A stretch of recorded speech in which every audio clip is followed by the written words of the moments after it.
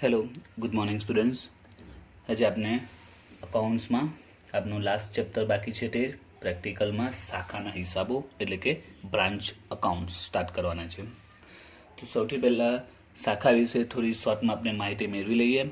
તો શાખા એટલે કે બ્રાન્ચ આપણે બધાને ખબર જ છે બ્રાન્ચ શું છે તે, બરાબર છે. તો આપણે ચેપ્ટરના સંદર્ભમાં સમજીએ કે શાખાના હિસાબો આપણે કઈ રીતે હિસાબો લખવાના આવશે. કોઈ પણ વ્યક્તિ ધારો કે પોતાનો બિઝનેસ કે નાની કોઈ શોપ સ્ટાર્ટ કરે અને જો એને લાગે કે બીજા એરિયામાં કે બીજી કોઈ સિટીમાં કે બીજા સ્ટેટમાં મારા બિઝનેસને હું સારી રીતે એક્સપાન્ડ કરી શકું છું, તો એ બ્રાન્ચ સ્ટાર્ટ કરશે, બરાબર છે.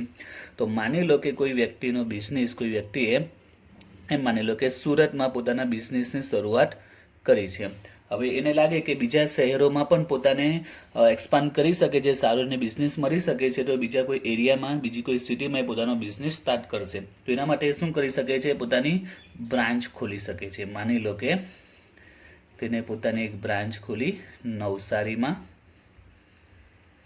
બરાબર છે, અને બીજી એક બ્રાન્ચ ઓપન કરી અમદાવાદમાં. ઓકે, તો સુરત એની હેડ ઓફિસ કહેવાશે, બરાબર છે, કારણ કે અહીંયાથી બિઝનેસની શરૂઆત કરેલી. અને આપણે શું કહીશું?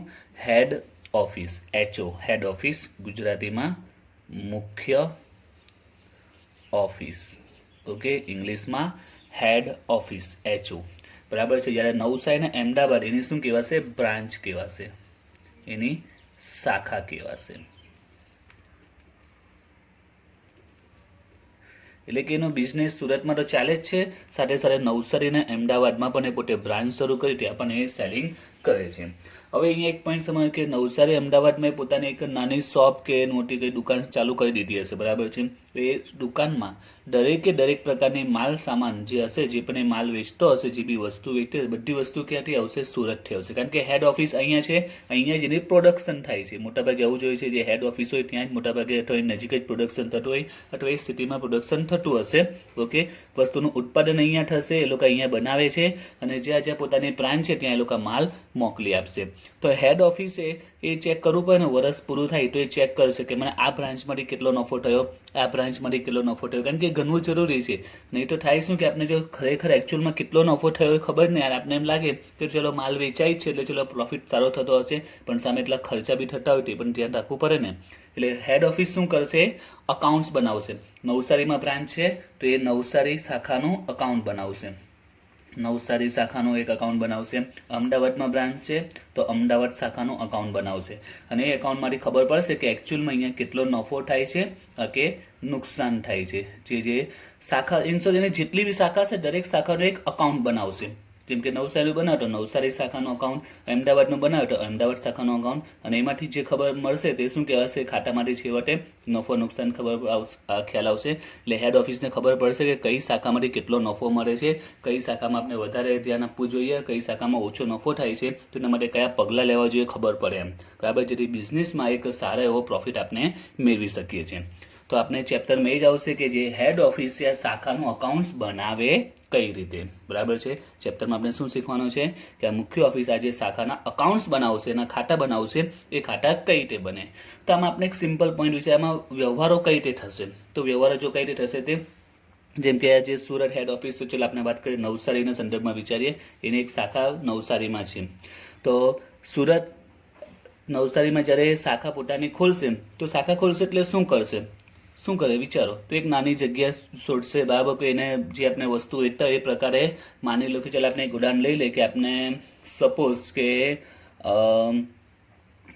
ઉદાહરણ તરીકે લઈએ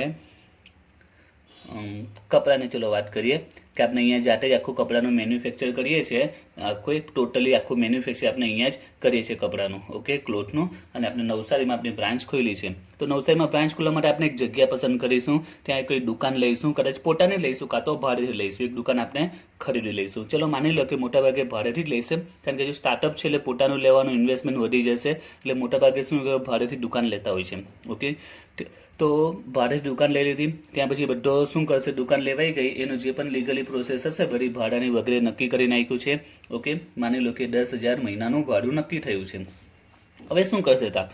તો ત્યાં બધું ફર્નિચર પણ થોડું કરાવશે ને, તો રંગોરંગાન વગેરે કરાવશે, ફર્નિચર બધું કરાવશે. તો મોટાભાગે એમાં એક ફર્નિચર એક કરાવશે, એક કોમન ખર્ચો એક ફર્નિચરનો આવે એમ સારું આપણે દેખાય એના માટે આપણે બોર્ડ લગાવીશું અંદર ફર્નિચર કરાવીશું બધું એક ફર્નિચરનો જ ભાગ છે એમ ઓકે ત્યાં પછી ટીવીની કોમ્પ્યુટર લેપટોપ વગેરે જે સુવિધા હશે તેની આપણે વ્યવસ્થા કરીશું એમ ઓકે બધી વ્યવસ્થા થઈ ગઈ ઓપનિંગની ડેટ નક્કી થઈ ગઈ હવે હેડ ઓફિસ શું કરશે ઓપનિંગ ડેટ પહેલાં અહીંયા શું કરશે માલ મોકલશે આપણે અહીંયા ચલો રીતના લઈએ આ હેડ ઓફિસ સુરત અને આ નવસારી આ શાખા બ્રાન્ચ તો હેડ ઓફિસ શું કરશે અહીંયા બધી વ્યવસ્થા કરી આપશે આ જે ફર્નિચર છે લેપટોપ છે જે પણ સુવિધા હશે બધી સુવિધા અહીંયા કરી આપશે ત્યાર પછી જે તારીખે ચાલુ થવાનું એ તારીખ પહેલાં 2-3 દિવસ કે અઠવાડિયા પહેલાં એને શું કરશે માલ મોકલશે બરાબર હેડ ઓફિસ જે મુખ્ય ઓફિસ છે એ સુરતમાં છે તે નવસારીને માલ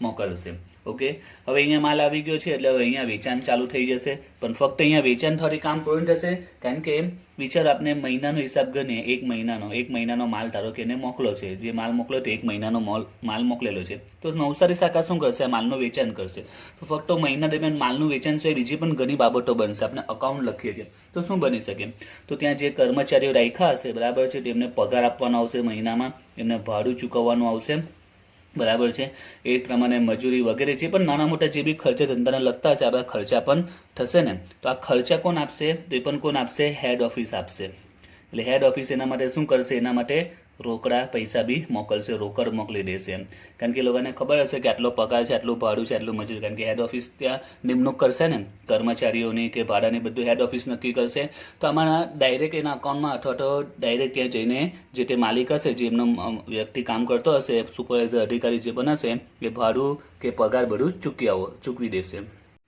તો શું થયું હેડ ઓફિસે એને માલ પણ મોકલી દો છે અને જે બધા ખર્ચા તેના માટે પૈસા પણ મોકલી દેશે હવે આ શાખાનું કામ શું તો શાખાનું કામ છે માલને શું કરશે વેચાણ કરશે શાખામાં જે વ્યક્તિને નિમણૂક કર્યો હશે શાખાના અધિકારી તરીકે માલનું વેચાણ કરશે એટલે એના પૈસા આવશે રોકડ આવશે એ રોકડને હવે શું કરશે એ રોકડને નવસારી બ્રાન્ચમાં જે માલનું વેચાણ થાય જે પૈસા આવશે કોને આપી દેશે એ હેડ ઓફિસને મોકલાવી દેશે તો એક આ સિમ્પલ બેઝિક પોઈન્ટ સમજાયો છે ઓકે આમાં બીજા બી ઘણા પોઈન્ટ આવે એક આ સામાન્ય બેઝિક પોઈન્ટ સમજાયો છે સામાન્ય બેઝિક પોઈન્ટ શું છે કે હેડ ઓફિસ શાખાને માલ મોકલાવે છે બરાબર છે પછી જે બધા ખર્ચો એના માટે રોકડા પૈસા પણ મોકલાવે છે અને નવસારી શાખાનું કામ શું માલ વેચવાનું માલ વેચે જે પૈસા આવે એ પૈસા હેડ ઓફિસને મોકલાવી દેશે તો એક સામાન્ય વ્યવહાર આ રીતે થતો હોય છે તો આપણે આના આધારે શાખા ખાતું બનતું હોય છે તો હવે સમજાવું છું કે શાખા ખાતું કેવું બનશે અને એમાં કઈ રીતે એન્ટ્રી આવશે તો જો એ શાખા ખાતાનો નમૂનો આપણે સમજાવ્યું છું એમાં બધી એન્ટ્રી કઈ રીતે આવશે તે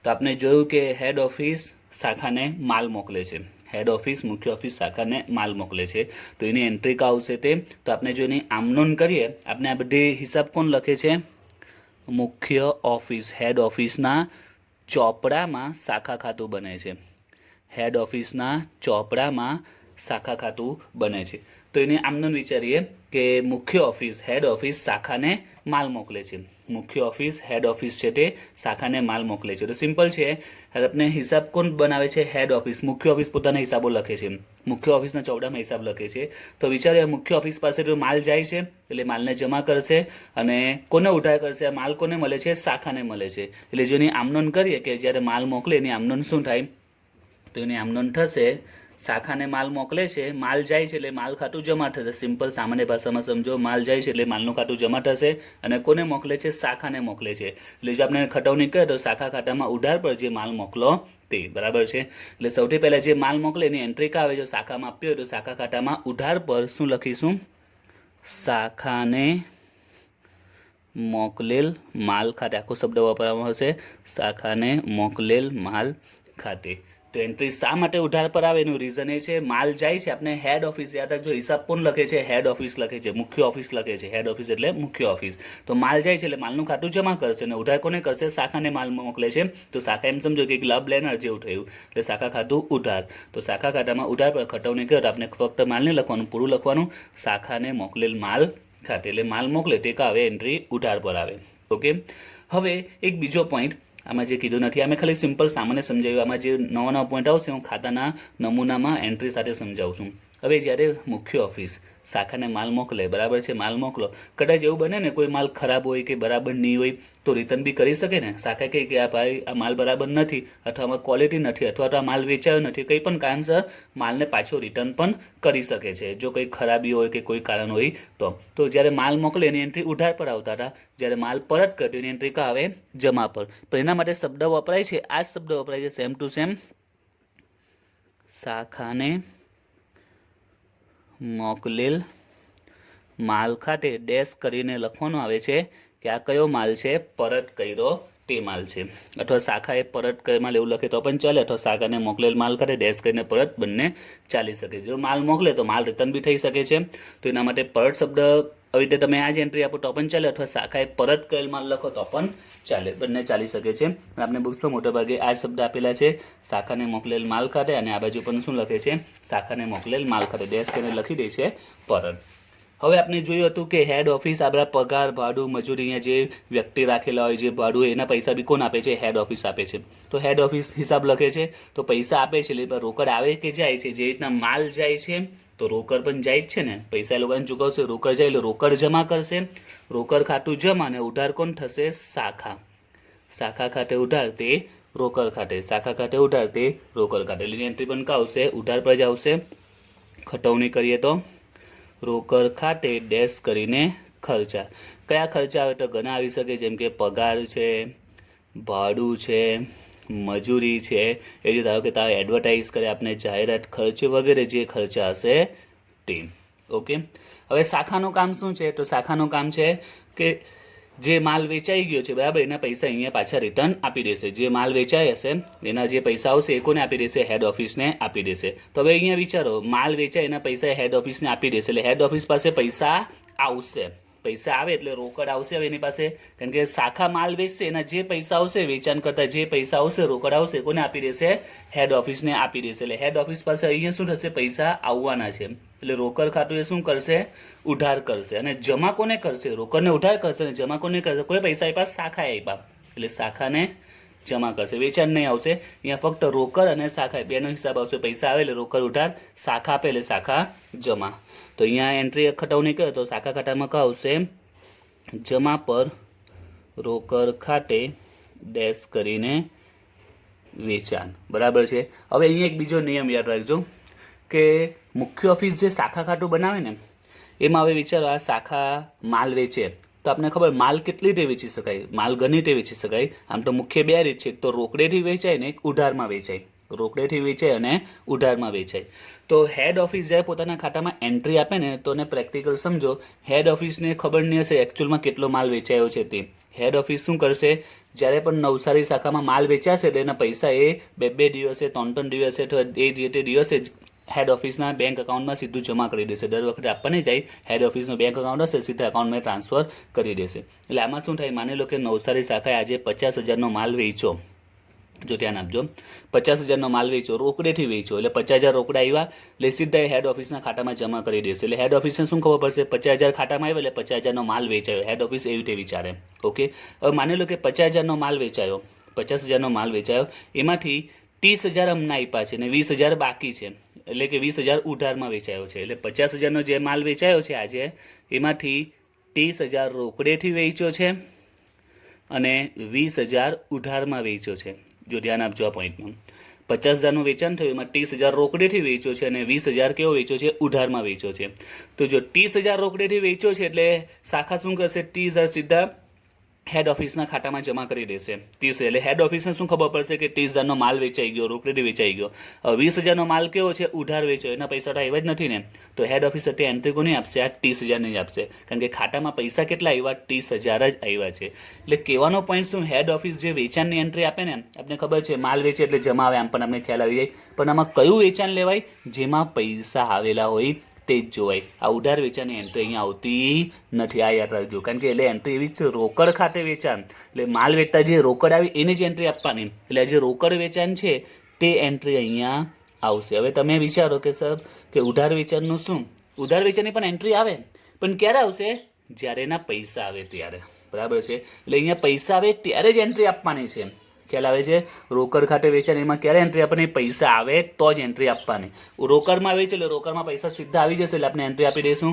ઉધારમાં વેચે જો પૈસા આવ્યા નથી, પણ જ્યારે પણ એ પૈસા આપશે ત્યારે આપણે એન્ટ્રી આપી દઈશું. હવે ઉધાર વેચાણ જેને કરીએ એને શું કહેવાય? દેવાદાર કહેવાય. જે વ્યક્તિને ઉધારમાં માલ વેચે એને શું કહેવાય? દેવાદાર કહેવાય. દેવાદાર જ્યારે પૈસા આપશે ત્યારે એન્ટ્રી આપીશું. એટલે એના માટે લખાશે આપણે દેવાદાર પાસેથી મળેલ રકમ. એટલે ઇનશોર્ટ આ ઉધાર વેચાણ કર્યું હશે એમાંથી દેવાદાર જે પૈસા આપ્યા હોય તે આપણે લખીશું. ખ્યાલ આવ્યો? અને બીજું પણ એક રકમ અહીં આવી શકે છે, એ છે ગાલખાત પરત. આપણે જો ગાલખાત ભરી શકે, કોમન છે, આપણે ઉધારમાં માલ વેચે એટલે ગાલખાત ભરવાની જ છે. તો ગાલખાતના પૈસા ઇન ફ્યુચર ક્યારે પણ આવ્યા આપણને ખબર છે. ગાલખાત પરત એટલે કે ગાલખાત પડી ગઈ અને 4-5 વર્ષે જો એના પૈસા પાછા આવે, 5-6 વર્ષે જો પૈસા પાછા આવે ને આપણે ગાલખાત પરત કહીએ છીએ. 5-6 વર્ષે જે પૈસા ગાલખાત પરત છે તો એ પણ વેચાણના જ પૈસા છે ને. તો ધારો કે 2-3 વર્ષે જો ગાલખાતના પૈસા આવ્યા તે પણ આમાં જ એન્ટ્રીમાં આવશે. એટલે આમાં મેક્સિમમ 3 એન્ટ્રી આવી શકે છે. ઓકે, તો આમાં યાદ રાખજો કે વેચાણમાં કયું વેચાણ આવે? જેના પૈસા આવે તે. તો માલ મુખ્ય બે રીતે વેચાય, રોકડ ને ઉધાર. રોકડના પૈસા ઓન ધ સ્પોટ આવી જતા હોય, રોકડમાં માલ વેચ્યો તે લખી દઈશું. ઉધારના પૈસા જ્યારે પણ દેવાદાર પૈસા આપશે ત્યારે લખીશું, એટલે દેવાદાર પાસે જ્યારે રકમ મળશે તે લખીશું, અને ગાલખાત પરત આવી શકે છે. તો વેચાણમાં મુખ્ય 3 એન્ટ્રી સિવાય બીજી કોઈ એન્ટ્રી નથી આવી શકતી. ઓકે, હવે તમે આજે મેં પોઈન્ટ સમજાવ્યો, સિમ્પલ બેઝિક સમજાવ્યું કે અહીંયા માલ મોકલે છે, અહીંયા ખર્ચા ચૂકવે છે. માલ મોકલો, ખર્ચા ચૂકવા, માલ વેચો, પૈસા મોકલી દીધા. અહીંયા આપણું કામ પૂરું થતું નથી. હજી એમાં બીજી કઈ એન્ટ્રી આવે તે? તો બીજી એન્ટ્રી આવે કે હેડ ઓફિસે મેં શરૂઆતમાં સમજાવ્યું કે સુરત જે હેડ ઓફિસમાં શાખા સ્ટાર્ટ કરશે તો ત્યાં ઘડી ફર્નિચરની વ્યવસ્થા કરશે. અમુક એને માલ શરૂઆતમાં આપી દેશે ફર્નિચર. એટલે ઇન શોર્ટ એને બધી મિલકતો કહેવાશે. ફર્નિચર એ શું કહેવાય? એક મિલકત કહેવાય. હવે એવું પણ બને ને કે અમુક સમય પછી ફર્નિચરમાં બીજું ફર્નિચર મોકલે, થોડું એક્સપાન્ડ કરે, ફર્નિચરમાં સુધારો વધારો કરે. એટલે આમાં શું કહેવામાં આવે છે કે મુખ્ય ઓફિસે શાખાની બધી ઇન્ફોર્મેશન પણ રાખવી પડે. શાખાની એકચ્યુઅલમાં હાલમાં મિલકતો કેટલી છે એ પણ ઇન્ફોર્મેશન એ શાખા ખાતામાં જ બતાવે છે. એક યાદ રાખજો, શાખા ખાતું છે ને એ પૂરેપૂરું ખાતું આવી જાય. જો આપણે કોઈ વ્યક્તિ પોતાના હિસાબ લખે ને, એક સામાન્ય વ્યક્તિ સમજાવ કે એક સામાન્ય વ્યક્તિ એક નાની દુકાન ચલાવે છે, એ પોતાના જે વાર્ષિક હિસાબ લખે તો આપણે ખબર વાર્ષિક હિસાબમાં મુખ્ય કયું ખાતું બનાવે? વેપાર ખાતું બનાવે, જેમાં માલની અવર જવર એન્ટ્રી આવે. એક નફા નુકસાન ખાતું બનાવે, જેમાં બધા ખર્ચા આવે. અને છેલ્લે શું બનાવે? પાકું સર્વેયું બનાવે. બરાબર છે? તો એક સામાન્ય વ્યક્તિ વેપાર, નફા નુકસાન, પાકું સર્વે ત્રણે બનાવે છે. હવે હેડ ઓફિસ શું થશે કે નવસારીનું વેપાર, નફા નુકસાન, પાકું સર્વે ત્રણે બનાવવાને બદલે એક શાખા ખાતું બનાવે, જેમાં એનું બધું આવી જશે. વેપાર ખાતું પણ આવી જશે, નફા નુકસાન પણ આવશે અને પાકું સર્વે પણ આવશે. આમાં તમે જુઓ, શાખાને મોકલેલ માલ, પરત માલ, વેચાણ, આ બધું વેપાર ખાતાની લગતી વિગતો છે. ખર્ચાએ નફા નુકસાનની લગતી વિગતો છે. એટલે કહેવાનો પોઈન્ટ શું કે આમાં વેપારને લગતી વિગત આવી ગઈ, ખર્ચાને લગતી વિગત, નફા નુકસાનની વિગત આવી ગઈ. પાકાસાને લગતી વિગતો પણ એ શાખામાં જ રજૂ કરશે. એટલે શાખામાં શું કરશે કે મુખ્ય ઓફિસને એ માહિતી રાખવી પડશે કે શાખામાં કેટલી મિલકતો છે ને કેટલા દેવા છે. પાકા સહાયમાં શું આવે? મિલકતો ને દેવા આવે. બરાબર છે? તો પાકા સહાયમાં જે મિલકતો દેવા આવશે તે ક્યાં બતાવશે? લોકો શાખામાં રજૂ કરશે. મુખ્ય ઓફિસને ક્યાં રજૂ કરશે? શાખામાં. તો કઈ રીતે રજૂ કરશે? તો આ રીતે એન્ટ્રી આપશે, બાકી આગળ લાવ્યા. તો જેટલી પણ મિલકતો હશે શરૂઆતમાં એ દરેકે દરેક મિલકતો બતાવશે. મિલકતોમાં મોટા ભાગે શું આવે તે? તો એક ફર્નિચર આવી શકે, એક સ્ટોક આવી શકે અને એક દેવાદારો. મોટા ભાગે 3 મિલકતો આવી શકે છે. એ સિવાય બીજી પણ પોસિબલ છે, પણ આમાં વધારે મિલકતો આવતી નથી. જમીન, મકાન એ બધું આવવાનો ચાન્સીસ ઘણા ઓછા છે, કારણ કે મેં કીધું શરૂઆત મોટા ભાગે ભાડા પર જ હોય છે. બહુ ટેલી કેસમાં પોતાની લે છે. જો બિઝનેસ સારો એક્સપાન્ડ થશે તો કદાચ પોતાની પણ શાખાની દુકાન લેતા હોય છે, પણ મોટા ભાગે ભાડા પર હોય છે. એટલે આમાં વધારે મિલકતો હોતી નથી. એટલે આમાં થાય છે શું કે વધારે મિલકતો, ખર્ચા વધારે આવવાના નથી એમ. એટલે શાખા ખાતામાં એક જ ખાતામાં બધું કવર કરી લે છે. એટલે આના માટે ફર્નિચર, સ્ટોક, દેવાદાર જેટલી પણ મિલકતો હશે તે ઉધાર પર લખી દેશે. અને જો કોઈ એના દેવા હોય, હવે એક બીજો પોઈન્ટ યાદ રાખજો કે મોટા ભાગે શાખાના કોઈ દેવા હોતા જ નથી. એ યાદ રાખજો. કેમ નથી હોતા એની પાછળ રીઝન છે, કારણ કે બધો હિસાબ હેડ ઓફિસ કરે છે. કારણ કે એને માલ મોકલશે અને વેચીને પૈસા આપી દેવાના, એટલે એનો હિસાબ પૂરો. આનું કોઈ દેવું આવશે જ નહીં એમ. એટલે ચાન્સીસ જ નથી. હા, દેવું કયું આવી શકે? જો કોઈ પગાર કે ભાડું કે મજૂરી ચૂકવવાનો બાકી હોય તે જ દેવું આવે. એટલે આમાં દેવામાં કયું દેવું આવી શકે? એ છે ચૂકવવાનું બાકી. કોઈ ખર્ચ હોય તે જ આમાં એક દેવું આવી શકે છે. બીજા કોઈ દેવું આવવાના ચાન્સીસ નથી. ક્લિયર? અને આ જે શરૂઆતની મિલકતો લખી એને છેવટમાં પણ મિલકતો બતાવશે. લાસ્ટમાં બાકી આગળ લઈ ગયા કે છેવટે એકચ્યુઅલમાં કેટલી મિલકતો છે. શરૂઆતમાં જે મિલકતો હશે મોટા ભાગે છેવટમાં એની કેટલી મિલકતો છે એ પણ અહીંયા રજૂ કરશે. ફર્નિચર, સ્ટોક, દેવાદારો વગેરે.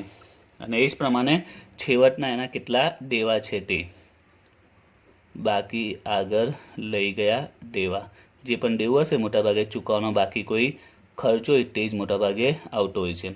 તો આનાથી જે હેડ ઓફિસ છે એને થોડું ઇઝી પડે. ઇઝી શું પડે? એને જાણવું હોય નવસારી શાખા વિશે, બરાબર, કે એનો હિસાબ કેવો છે, તે એનો નફો નુકસાન કેવું છે, એમાં કેવી રીતનું ચાલે છે, તો એ ખાલી શાખા ખાતું જોઈ લેશે એટલે બધી માહિતી મળી જશે એને, કે એમાં કેટલી મિલકતો છે, એનું કેટલું દેવું છે, વર્ષ દરમિયાન કેટલો માલ મોકલો, કેટલા ખર્ચા થયા, કેટલું વેચાણ થયું, અત્યારે હાલમાં છેવટની કેટલી મિલકતો છે, શરૂઆતમાં આટલી મિલકતો છે, છેવટમાં આટલી મિલકતો છે. એટલે કહેવાનો પોઈન્ટ શું, દરેક પ્રકારની માહિતી એક જ ખાતા પરથી એને મળી રહેશે. તો આ એક આખું શાખા ખાતું એ લોકો કમ્પ્લીટ કરે છે.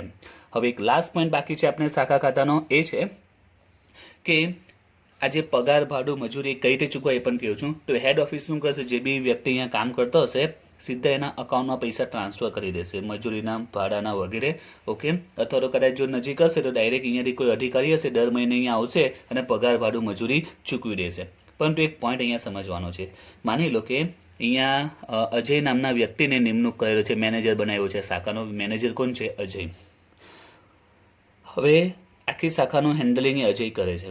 હવે અહીંયા એક પ્રોબ્લેમ અજયને આવી શકે કોઈક વાર. શું પ્રોબ્લેમ આવી શકે? માની લો કે કંઈક નાનું રિપેરિંગ કરવાનું આવ્યું, નાનું કંઈક જે પણ ફર્નિચર હશે એમાં થોડાક તૂટી ગયું હશે, કંઈ રિપેરિંગ કરવાનું આવ્યું, જેનું કંઈક 200 રૂપિયા થતા. માની લો કે ટ્યુબલાઇટ બગડી ગઈ. ઓકે, તો ટ્યુબલાઇટ 50 કે 100 રૂપિયાની ટ્યુબલાઇટ આવી, તો એ પૈસા કાંથી આપશે? તો એ શું તમે વિચારો કે પેલું વેચાણ થયું એના પૈસા એવા છે એમાંથી આપી દેશે? ના, આ પોઈન્ટને ધ્યાન આપજો. જે વેચાણ થયું એમાંથી પૈસા કાપીને મોકલે એવું આમાં હિસાબ કરવામાં નહીં આવશે. તો પછી બધા ઉપરથી ગોલમાલ થઈ જાય. એમ શું ગોલમાલ થઈ જાય? કારણ કે હવે 50-100 પછી કોઈ ચા પાણી કરાવે અંદર સ્ટાફમાં થોડો એમ, તો એનો 50-100 રૂપિયા લેવા નાના મોટા ભાગ ખર્ચા થયા કરે, 100, 200, 300. તો પછી એ પૈસા લાવે ક્યાંથી? અજય પોતાના ખિસ્સામાંથી નહીં કાઢશે, એ તો ખાલી શાખા હેન્ડલ કરીને પગાર મળી જાય, દર મહિને પગાર મળી જાય. તો એ પૈસા કોની પાસે માંગશે? હેડ ઓફિસ પાસે માંગશે કે એટલે ટ્યુબલાઇટનો ખર્ચો થયો વગેરે. હવે 100-200 રૂપિયા માટે હેડ ઓફિસ શું કરશે? એને કહેશે લે ભાઈ 100 રૂપિયા લે, 50 રૂપિયા. શું એને 50-100 રૂપિયા એના અકાઉન્ટમાં ટ્રાન્સફર કરશે? શું એને 50-100 રૂપિયા આપવા માટે આવશે? નહીં. તો પછી શું કરશે? તો તમને ખબર છે ઘણા પેરેન્ટ્સ શું કરે, પોતાના સ્ટુડન્ટને પોકેટ મની આપે છે, મહિનાના 500 રૂપિયા, મહિનાના 1000 રૂપિયા, મહિનાના 2000, જેવી પેરેન્ટ્સની સ્થિતિ હશે તેવી રીતે આપતા હશે. તો એનાથી શું થાય કે પેલા છોકરાએ વારંવાર પપ્પા કે હવે પૈસા નહીં માંગવા પડે, પપ્પા 20 રૂપિયા આપો, 30 રૂપિયા આપો, મહિનાના 200, 500 કે 1000 એવો આપી દે, બરાબર છે. તો એમાંથી પોતાનો ખર્ચો કર્યા કરે. તો બસ અહીંયા પણ સેમ ટુ સેમ એ જ કામ છે કે હેડ ઓફિસ શાખાને છે ને અમુક રૂપિયા આપી દે મહિનાના કે વર્ષના કે એક્સ્ટ્રા નાના મોટા ખર્ચા કરવા માટે. એટલે બીજા એને પૈસા આપી દેતા કે 500 રૂપિયા, 1000 રૂપિયા આપી રાખે, જેમાંથી હવે નાના મોટા ખર્ચા થાય એમ કે તારા નાના મોટા ખર્ચા એમાંથી કર્યા કરવાના, બરાબર છે. તો જ્યારે હેડ ઓફિસ શાખાને આવા પરચુરન ખર્ચા કરવા માટે રોકડ આપે, હેડ ઓફિસ શાખાને પરચુરન ખર્ચા ચૂકવવા માટે જે રોકડ આપે એને કહેવાય છે પેટા રોકડ. શું કહેવાય છે? પેટા રોકડ. તમે યાદ હોય તો 11મા ધોરણમાં તમે પેટા રોકડ મેં પણ બની ગયા, જેમાં ખર્ચાની એન્ટ્રી આવતી હતી, જો તમને યાદ હોય તો એમ. તો અહીંયા એ જ છે કે જ્યારે હેડ ઓફિસ શાખાને પૈસા, અહીંયા બી પૈસા તો આપે જ છે, બરાબર, પણ આ પૈસા શેના માટે છે?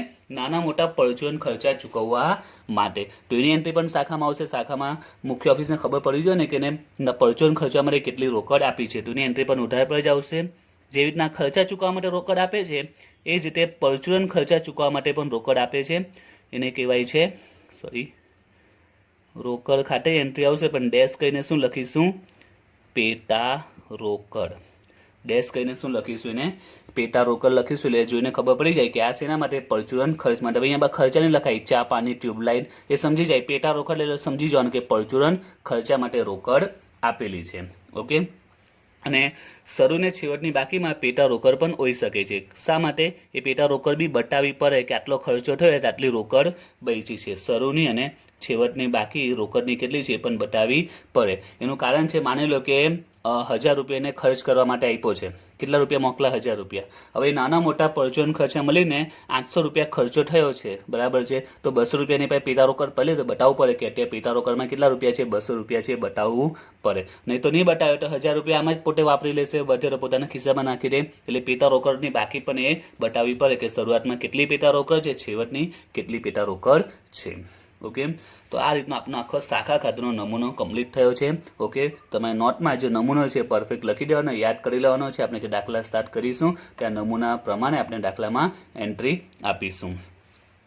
હવે આ ખાતું બંધ કરીશું તો આપણે જે મળશે ને આપણે નફો નુકસાન કહીશું.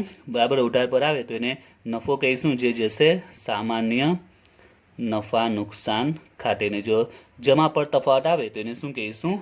ખોટ કહીશું. તો આ રીતે આખું આપણું શાખા ખાતું કમ્પ્લીટ થયું. ક્લિયર થઈ ગયું શાખા ખાતું? તો સિમ્પલ જ છે. હવે એન્ટ્રી પ્રમાણે યાદ રાખવું હોય તો શરૂની મિલકતો ઉધાર પર અને છેવટની શરૂના દેવા જમા પર. પછી વર્ષ દરમિયાન શું આવે? માલ મોકલે, માલ પરત કરે. પછી બા ખર્ચા માટે રોકડ ખાતે ખર્ચા, માલ વેચે તો રોકડ ખાતે વેચાણ. એમાં 3 પ્રકારનું વેચાણ આવી શકે. વેચાણના પૈસા લઈશું, રોકડ વેચાણ, દેવાદાર પાસેથી મળેલ રોકડ અને ગાલખાત પરત. જ્યારે બીજો અહીંયા શું આવી શકે? રોકડ ખાતે પેટા રોકડ, જે પરચુરણ ખર્ચ માટે રોકડ મોકલે તે એમ. અને જ્યારે છેવટમાં જેટલી મિલકતો બચી હોય તે છેવટે બહાર લઈ ગયા છેવટની મિલકતો અને છેવટના દેવા જે હોય તે ખાતું બંધ કરીશું. જે આવશે તે નફો કહેવાશે. ક્લિયર થઈ ગયું? હવે બીજું તમારે ખાતું બનાવવાનું આવશે, એ છે પેટા રોકડ ખાતું. તો પેટા રોકડમાં શું આવશે તે? તો ફિક્સ જ એનો ફોર્મેટ છે. તો પેટા રોકડ એ આપણે એક પ્રકારની રોકડ ખાતું જેવું જ કહેવાય. પેટા રોકડ છે, એનું પેટા રોકડ કેમ આપ્યું છે? એટલે બતાવે છે આ ખર્ચા માટેની રોકડ છે. ખર્ચા ચૂકવવા માટે, નાના મોટા ખર્ચા ચૂકવવા માટેની રોકડ છે. એટલે પેટા રોકડ ખાતું એટલે રોકડ ખાતું જેવું જ કહેવાય. તો એમાં એની શરૂની બાકી આગળ લાવ્યા અને આ બાજુ છેવટની બાકી આગળ લઈ ગયા. શરૂની બાકી અને છેવટની બાકી આવશે. ત્યાર પછી આપણે જોયું પેટા રોકડમાંથી મુખ્ય ઓફિસ રોકડ મોકલી આપે છે. આપણે અહીંયા જોયું હતું કે મુખ્ય ઓફિસ ખર્ચા ચૂકવવા માટે રોકડ મોકલી આપે છે. તો આપણે એની આમનોની ખતવણી કરીએ તો રોકડ આવે છે. બરાબર છે, રોકડ આવે છે. એમાં તો આપણે ઉધાર પર એન્ટ્રી આપીશું, રોકડ આવે છે. તો એ રોકડ કોણ મોકલે છે? મુખ્ય ઓફિસ મોકલે છે. એટલે એની એન્ટ્રી આવશે મુખ્ય ઓફિસેથી મળેલ પેટા રોકડ. મુખ્ય ઓફિસ જે પેટા રોકડ મોકલે છે એના માટે આપણે એન્ટ્રી ઉધાર પર આપીશું, જે રોકડ આવે છે તે. અને પેટા રોકડ શેના માટે કરે છે? આપણે ખર્ચા ચૂકવવા માટે. ખર્ચા ચૂકવીશું એટલે રોકડ જાય. રોકડ જાય એટલે જમા પર આવશે. બા ખર્ચા કયા ખર્ચા? પરચુરણ ખર્ચા. બરાબર છે, પરચુરણ ખર્ચા. ઓકે, તો આ રીતનું આપણું પેટા રોકડ ખાતું બનશે. એટલે પેટા રોકડમાં સિમ્પલ છે, એની શરૂની બાકી છેવટની બાકી, બહાર લાવ્યા બહાર લઈ ગયા. બીજી એન્ટ્રી શું આવે તે? તો દર વર્ષે કે દર મહિને આપણે મુખ્ય ઓફિસ પેટા રોકડ મોકલશે. એટલે રોકડ આવે, સિમ્પલ એવી રોકડ આવે છે અને જાય છે. રોકડ આવે છે એટલે ઉધાર પર મુખ્ય ઓફિસથી મળેલ રોકડ અને આપણે એવા પરચુરણ ખર્ચા કરીશું એટલે એમાં રોકડ જાય છે. એટલે પરચુરણ ખર્ચ ખાતે રોકડ જાય છે તે જમા પર. તો એ રીતે આપણે એક પેટા રોકડ ખાતું બનાવવાનું આવી શકે છે. નહીં આવશે કારણ કે દાખલામાં અમુક વિગતો નહીં આપેલી હશે. પેટા રોકડ ખાતા પરથી આપણે ખૂટતી વિગતો શોધવાની આવશે. ત્યાર પછી બીજું એક ખાતું બનાવવાનું આવશે, એ છે દેવાદારોનું ખાતું. પેટા રોકડ એના પછી કયું ખાતું? દેવાદારોનું ખાતું. તો દેવાદારના ખાતામાં પણ આની જેમ જ શું આવશે? તો શરૂઆતમાં બાકી આગળ લાવ્યા એટલે કે એની શરૂની બાકી અને છેવટની બાકી. બીજું આમાં શું આવી શકે તે? તો સિમ્પલ તમને સમજાવ, ખ્યાલ આવી જશે. જે રીતના આમાં પેટા રોકડમાં કીધું કે શરૂની બાકી છેવટની બાકી, રોકડ આવે તે ઉધાર પર મુખ્ય ઓફિસ મોકલે અને રોકડ જાય એટલે પરચુરણ ખર્ચ એ જમા પર. હવે જો દેવાદારમાં એન્ટ્રી કઈ આવશે તેમ? તો એની પણ શરૂની બાકી એની છેવટની બાકી આવશે. ત્યાર પછી હવે દેવાદાર ધંધામાં કેમ આવે? એવું તો આપણે કઈ પ્રવૃત્તિ કરીએ જેથી ધંધામાં દેવાદાર ઉદ્ભવે? તો દેવાદાર ઉદ્ભવે જ્યારે આપણે ઉધારમાં માલ વેચીએ ત્યારે. એ સિચ્યુએશનમાં ધંધામાં દેવાદાર ઉદ્ભવે. બરાબર છે. તો એની એન્ટ્રી શું આવે? તો માલ વેચે એટલે વેચાણ જમા થાય. ધારો કે મેં અજયને ઉધારમાં માલ વેચ્યો તો આપણે ખબર વેચાણ જમા થાય ને અજય શું થાય? ઉધાર થાય. એટલે આમનો શું થાય? અજય ખાતે ઉધાર, તે વેચાણ ખાતે. અહીંયા અજય શું કહેવાય? દેવાદાર કહેવાય. આમનો જો કરીએ તો શું થાય? અજય ખાતે ઉધાર, તે વેચાણ ખાતે. જો ઉધારમાં માલ વેચ્યો અજયને તો એની આમનો આવે અજય તે વેચાણ. અહીંયા આપણા માટે અજય શું કહેવાય? દેવાદાર કહેવાય. એટલે દેવાદાર ખાતે ઉધાર, તે વેચાણ ખાતે. તો ધંધામાં દેવાદાર ઉદ્ભવે ઉધારમાં માલ વેચે ત્યારે જ. ધંધામાં દેવાદાર ક્યારે ઉદ્ભવે? જો માલ આપણે ઉધારમાં વેચ્યો હોય ત્યારે જ ધંધામાં દેવાદાર ઉદ્ભવે. ઉધારમાં માલ વેચે ત્યારે જ ધંધામાં દેવાદાર ઉદ્ભવે. બરાબર છે. તો એની આમનોંધ કરીએ તો માલ વેચ્યો એટલે વેચાણ જમા અને અજય ઉધાર થશે. અજય આપનો દેવાદાર કહેવાશે. દેવાદાર તે વેચાણ. ખતવણી કરીએ તો દેવાદાર ખાતામાં કા આવે? ઉધાર પર આવે. ત્યાં મને લખીશું ઉધાર વેચાણ. હવે માલ ઉધાર વેચ્યો છે તો ક્યાં ને ક્યાં દેવાદાર પૈસા આપણે આપશે ને? ઉધારમાં માલ વેચ્યો છે તો એના પૈસા આવશે, બરાબર છે. ઉધારમાં માલ વેચશે તો એના ક્યારે ને ક્યારે પૈસા આવશે, તો પૈસા આવે એટલે રોકડ આવશે, રોકડ ખાતે ઉધાર. ને આ પૈસા કોણ આપશે? આપણે દેવાદાર આપશે. એટલે જો ખટવણી કરે તો દેવાદારના ખાતામાં કા આવે? જમા પર. જ્યારે પણ લોકો પૈસા આપશે ત્યારે તો રોકડ આવે છે, રોકડમાં ઉધાર, ને દેવાદારમાં કા આવે? જમા પર. તે આપણે દેવાદાર બનાવે, દેવાદારમાં એન્ટ્રી શું આવશે? જમા પર. આ જે પૈસા આવે તે. એના માટે આપણે લખીશું દેવાદાર પાસેથી મળેલ રોકડ. એટલે પેલું સ્પષ્ટ ખબર પડે કે દેવાદાર પાસેથી આટલા રૂપિયા આપણી પાસે આવ્યા છે. ઓકે, તો દેવાદારની એન્ટ્રી આટલી યાદ રાખજો. શરૂની બાકી, છેવટની બાકી, ઉધારમાં માલ વેચવાના કારણે ઉદ્ભવે, ઉધાર વેચાણ ઉધાર પર, અને દેવાદાર પાસે જે રોકડ મળે તે જમા પર. એના 4 મુખ્ય એન્ટ્રી છે. બીજી હવે આમાં કઈ એન્ટ્રી આવી શકે? આ 4 કોમન આવે. જો કોઈ પણ દેવાદાર ખાતું બનાવે એટલે શરૂની છેવટની બાકી હશે જ. માલ ઉધારમાં વેચ્યો હશે તો જ દેવાદાર આવશે, ને ઉધારમાં વેચ્યો એટલે ક્યાં ને ક્યાં પૈસા આવવાના જ છે, બરાબર છે. એટલે જમા પર પૈસા આવશે, ની ખટવણી કરતા એન્ટ્રી આવશે. હવે આ સિવાય બીજી કઈ એન્ટ્રી આવી શકે? તો 4 કન્ફર્મ આવે. એ સિવાય બીજું શું આવી શકે? તો દેવાદાર પર આપણે માલ કોમન છે, જો માલ વેચ્યો છે ઉધારમાં તો વેચાણ પરત આવી શકે ને, તો એક આવી શકે જમા પર. જો માલ પરત આવ્યો હોય તો એક એન્ટ્રી આવી શકે.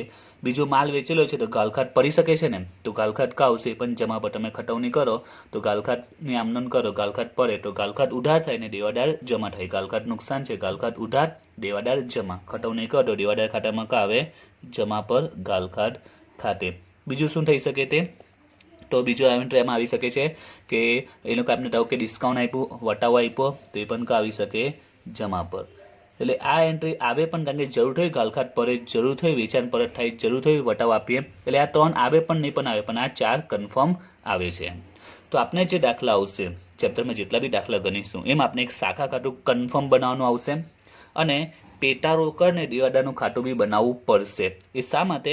કારણ કે પેટા રોકડ ને દેવાદારની ઘણી એન્ટ્રી શાખામાં જાય છે. જેમ કે પેટા રોકડની આ શરૂની બાકી, છેવટની બાકી, અને મુખ્ય ઓફિસથી મળેલ પેટા રોકડ, એની એન્ટ્રી અહીંયા આવે છે. જો આ મોકલેલ પેટા રોકડ જ છે. આ શું છે? મોકલેલ પેટા રોકડ છે, અને એને શરૂની બાકી, છેવટની બાકી. એ જે દેવાદારની પણ ઘણી એન્ટ્રી, કઈ એન્ટ્રી આવે ખબર છે?